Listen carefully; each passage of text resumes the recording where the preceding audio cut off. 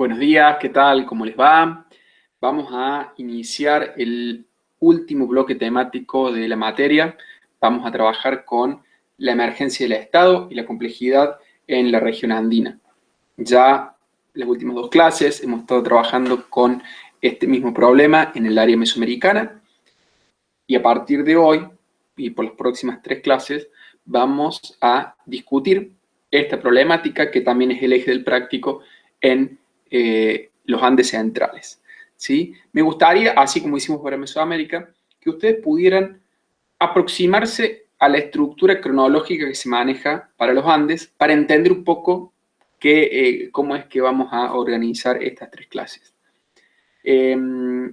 Así como en Mesoamérica teníamos una estructura cronológica y cultural marcada por este desarrollo del preclásico, el clásico y el posclásico, en el área andina vamos a tener una secuencia cronológica que fue propuesta por John Rowe a mitad del siglo XX, que básicamente tiene su criterio fundamental en la integración cultural y la desintegración cultural que se va dando cíclicamente a través de la historia andina desde 1000 años antes de Cristo hasta la llegada de los españoles. John Rowe lo que reconoció, junto con varios otros investigadores previos, fue la existencia de tres momentos de integración cultural, a los cuales llamó horizontes, ¿sí? Y momentos de desintegración regional, de fragmentación regional, a los cuales denominó periodos intermedios, ¿sí? Estos momentos de integración, momentos en los cuales la cultura se unificaba por ciertas razones, que en general eran religiosas, sociales, económicas y fundamentalmente políticas, implicaban la emergencia de ciertos desarrollos que a Rowe le interesaba destacar y tenían su contraparte material en la existencia de estilos, ¿sí? De modos de hacer las cosas, de modos de decorar las cosas y sobre todo de modos de decorar cerámica que se hallaban dispersos en amplias regiones, ¿sí? Básicamente este criterio, el de la integración, entonces le permitió proponer la existencia de tres periodos de integración a los cuales llamó horizontes. El horizonte temprano, con la integración de una gran región en los Andes a través del estilo Chavín de Huántar. El horizonte medio, con la integración de un área mayor aún a través de los estilos Tiahuanaco en el sur y Huari en el norte, pero estilos muy emparentados a los cuales vamos a llamar serie iconográfica surandina.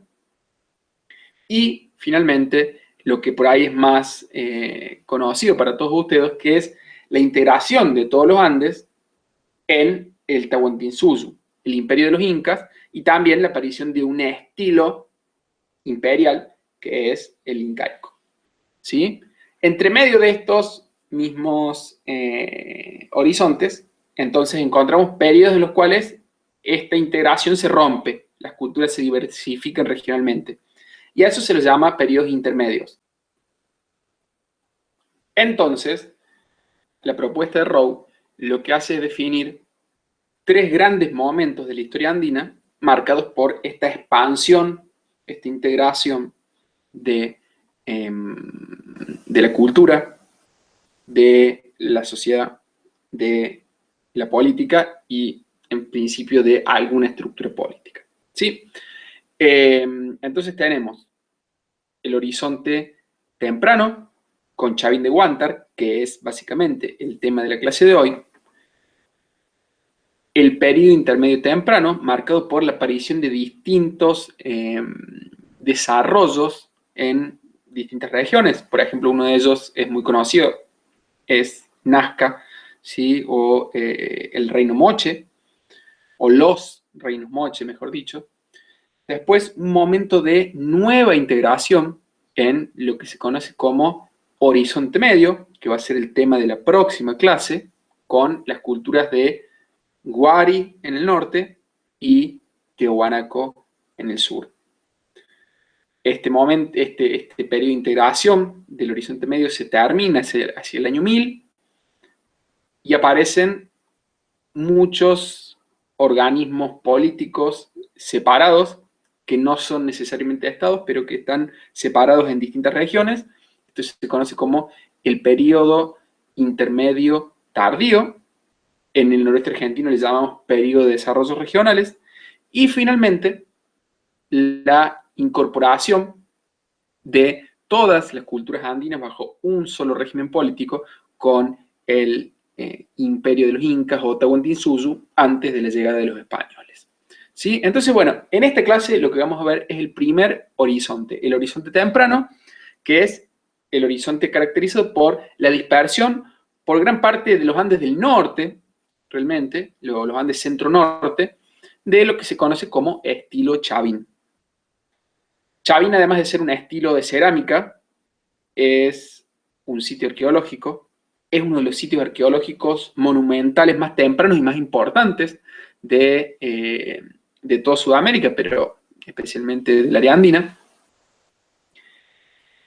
Y sobre todo implica la aparición dentro del mundo aldeano que se había generado a partir de la emergencia de la agricultura, de la sedentarización, de una nueva forma material que básicamente la podemos definir como un centro ceremonial.